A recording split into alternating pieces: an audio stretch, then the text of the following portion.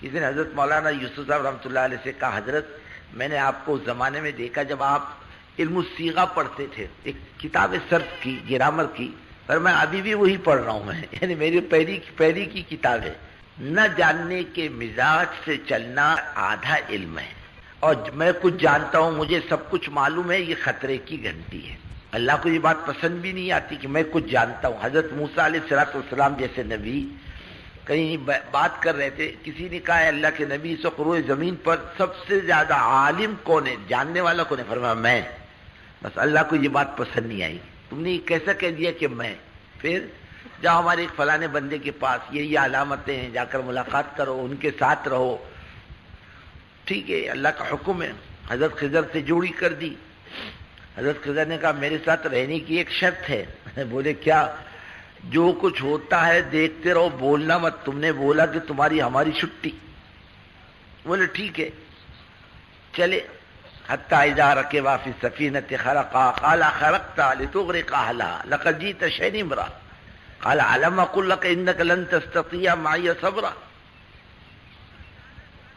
چلے کشتی میں بیٹھے، اس نے دیکھا اچھے لوگ ہیں، دیندار لوگ ہیں۔ حضرت خضر نے چلتے چلتے کشتی میں سوراخ کر دیا۔ ارے بولے کیا کرتے ہو؟ اس نے تم کو مفت بٹھایا اور تم اس کی کشتی میں سوراخ کر رہے ہو۔ بولے تمہیں صبر نہیں معلوم پڑتا، پہلی بات ہوئی تھی نا۔ ارے بولے پہلی غلطی ہے معاف کر دو، چلو۔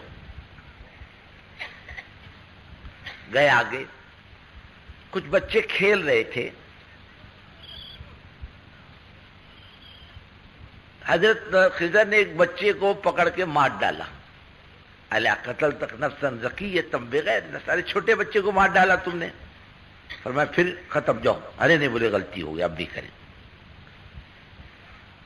پھر چلے آگے، ایک بستی میں گئے، بستی والوں سے کہا مسافر ہے، ہمارے لیے کھانے کا انتظام کرو۔ انہوں نے کہا نہیں، ہمارے پابو آئی یضیفوہما، انکار کیا، ہم نہیں کھلائیں گے۔ اسی بستی میں ایک دیوار گر رہی تھی، حضرت خضر نے اس کو کھڑا کر دیا۔ بولے کیسے آدمی ہو تم؟ ارے انہوں نے تم کو کھلایا نہیں، تم نے ان کا کام کر دیا۔ فرمایا ھذا فراق بینی و بین، اب تمہارے میرے درمیان اب علیحدگی ہے۔ اللہ تم کو یہ بتلانا چاہتے تھے، تم کہے ہو میں جانتا ہوں، اب تم کیا جانتے ہو؟ اس چیزیں دیکھی تم کو معلوم نہیں ایسا کیوں ہوا؟ اور سنو، وہ جو کشتی تھی نا اچھی تھی، ایک ظالم بادشاہ تھا، اس کی عادت تھی کہ وہ اچھی کشتی دیتا تو لے لیتا، میں نے اس میں عیب لگا دیا، غریب کی کشتی بچ گئی۔ وہ بچے کو اس لیے مارا، اگر وہ بڑا ہوتا تو اس کے ماں باپ بڑے دیندار تھے، بچے کی محبت میں بے ایمان ہو جاتے، میں نے بچہ مار دیا، ان کا دین بچ گیا۔ اور تم نے وہ دیوار کیوں کھڑی کی؟ کہ اس لیے دیوار کھڑی کر دی کہ اس کے نیچے یتیموں کا خزانہ تھا۔ وَكَانَ أَبُوهُمَا صَالِحًا، ان کے والدین دیندار تھے، نیک لوگ تھے۔ دیوار گر جاتی، یتیموں کا خزانہ باہر آ جاتا، ضائع ہو جاتا۔ اب میں نے دیوار کھڑی کر دی، جب بچے بڑے ہو جائیں گے اپنا حق لے لیں گے، میں نے خیر و بھلائی کے جذبے سے کیا۔ یہ جو بڑے بول ہیں اللہ کو بھی پسند نہیں آتے۔ کیا بات کہی تھی حنین میں صحابہ نے؟ اذا اعجبتکم کثرتکم، اللہ فرما رہے ہیں تم کہتے ہو ہم بہت ہیں، دشمن کم ہیں، 4000 دشمن ہیں، 8000 12000 ہم ہیں، ہم تو نمٹ لیں گے ان سے۔ اللہ کو یہ بات پسند نہیں آئی، حضور پاک صلی اللہ علیہ وسلم کی موجودگی میں قدم اکھڑ گئے۔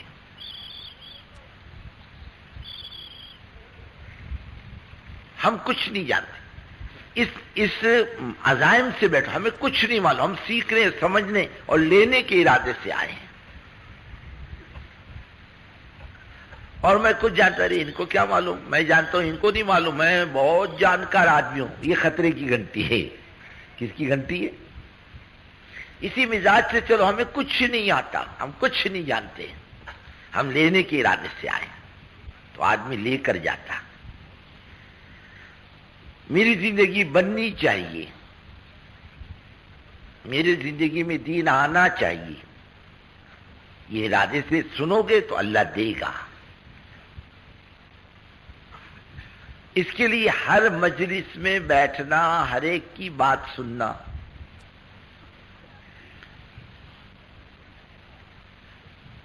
اور آدمی ادھر ادھر اپنا وقت ضائع نہ کرے.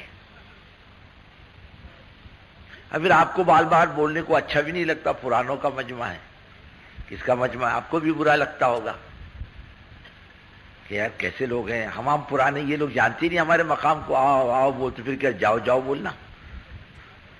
بولو بھائی جاؤ تشریف لے جاؤ، ایسا بولنا پڑے گا پھر تو. یہ تو ایسا ہو کہ خود بیٹھے، خود آئے، اس کو جمع کرنے کی ضرورت نہیں پیش آئے، یہ خود جمع ہو جائے گا. پرانوں کا مجمع ہے، اس سے آؤ کہنے کی ضرورت نہ پیش آئے، یہ خود چل کر آئے، یہ خود مجلسوں میں بیٹھے، یہ خود بات سنے. ہاں ایک انسان کی ضرورت ہے، اس سے کوئی نہ تو نہیں بولتا، آپ کو انسان کی ضرورت ہے. ایک آدمی کو پیشاب کا شدید تقاضا ہے، سردی ہے، بوڑھا آدمی بیچارہ چلا جائے. بوڑھا تو بیٹھا رہتا ہے، جوان ہی اٹھتا ہے. ہاں کون اٹھتا ہے؟ جوان اٹھتا ہے. بوڑھا بیچارہ برداشت کر لیتا ہے، گڑبڑ جوان کرتا ہے. جمنا انسان کی ضرورت کو تو شریعت بھی منع نہیں کرتی، لیکن معمولی معمولی باتیں آدمی کو اٹھا دے، یہ مناسب نہیں. اور یہ مجلسیں اس لیے میں نے شروع میں کہا، اس لیے شروع کی گئی کہ وہ باتیں جو نظام الدین کی چار دیواری میں کہی جاتی ہے، سارا مجمع تو نہیں پہنچ پاتا. نظام الدین گنے چونے لوگ پہنچ پاتے، سال میں وہ بھی 2 سال میں ایک دفعہ 500-600 کا مجمع پہنچ جاتا ہے. باقی جو دوسرا مجمع ہزاروں کا ہے کام کرنے والوں کا، اس کے سامنے بھی تو صحیح بات آنی چاہیے. اس وقت آئے گی جب یہ سنے گا کہ بھئی اس وقت کیا کہا جا رہا، کیا ضرورت ہے کام کی، اسے لے، انشاءاللہ اسے کام آگے بڑھے گا، علاقہ ترقی کرے گا، اور علاقوں میں دین کی فضا بنے گی، بے دینی ختم ہوگی. اللہ زندگیوں میں دین کو داخل کرے گا. اس زمانے میں اللہ تعالیٰ نے یہ کام زندگی بنانے کے لیے دیا ہے. ایک تو ہماری مجلسوں میں جمنے کی عادت،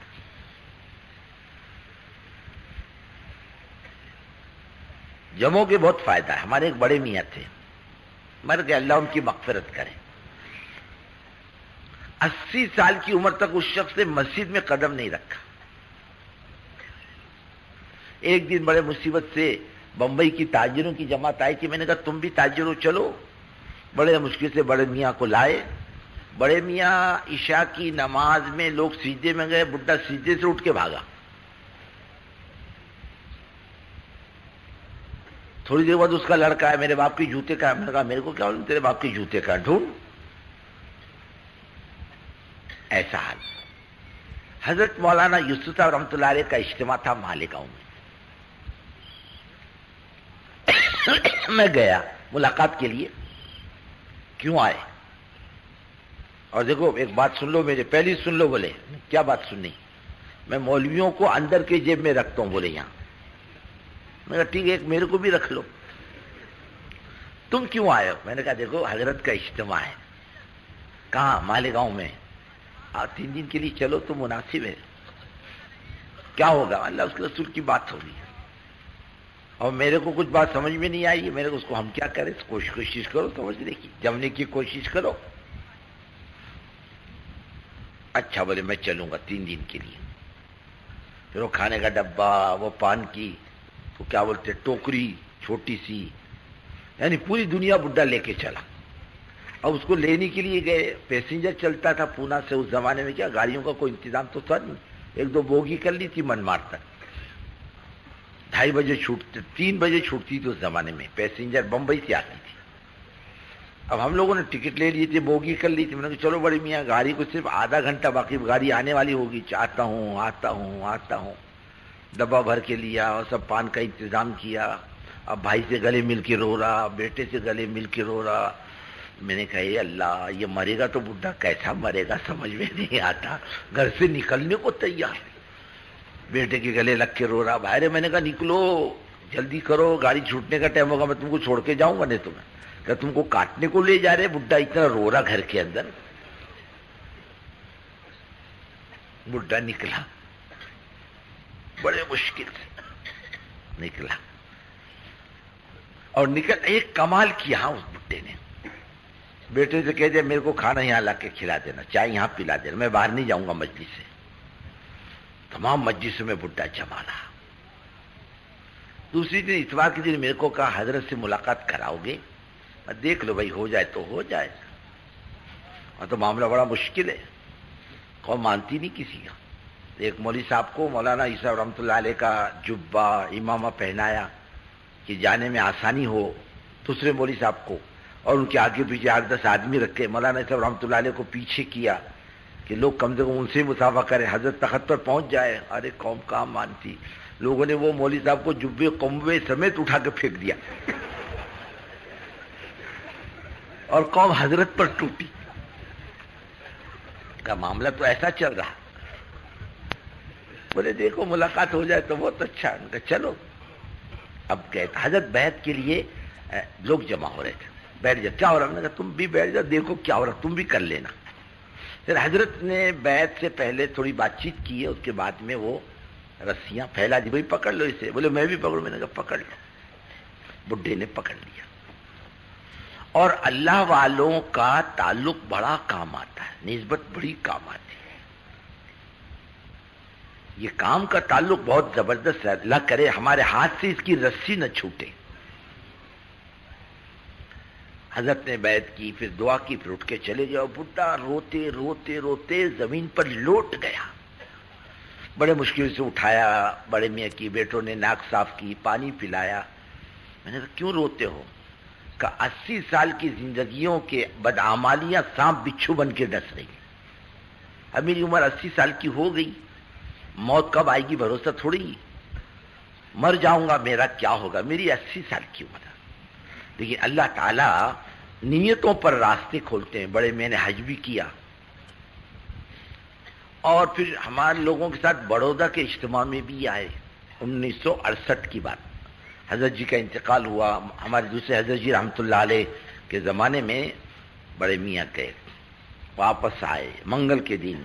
قرآن شریف پڑھتا تھا بڈھا، 28 پارے ہو گئے تھے بڈھے کے۔ منگل کے دن 28 پارے یا بدھ کے دن پڑھے، اور پڑھانے والے سے کہا میری طبیعت ٹھیک نہیں اور میں ابھی گھر جاتا ہوں، کل زندگی باقی رہی تو 28 پورے کر لوں گا۔ اس عمر میں 90 سال کی عمر میں۔ اور دوسرے دن بڑے میاں کا جنازہ پہنچا، جبکہ جماعتیں کام کرنے کے لیے اکٹھا ہو گئی، بڑے میاں کا جنازہ آ گیا، لیکن بڈھا لے کے گیا کچھ نہ کچھ۔ جمنا یہ خیر کی بات ہے، اس لیے کہ اللہ کے یہاں کچھ قبولیت کی گھڑیاں ہوتی ہیں، اور اس موقع پر اللہ تعالیٰ کیسا ہی آدمی کیوں نہ ہو، گرے پڑے کو بھی قبول کر لیتا۔ ایک تو جمنا سے کرو، جمو گے نا بھائی کہ بھاگو گے ادھر ادھر۔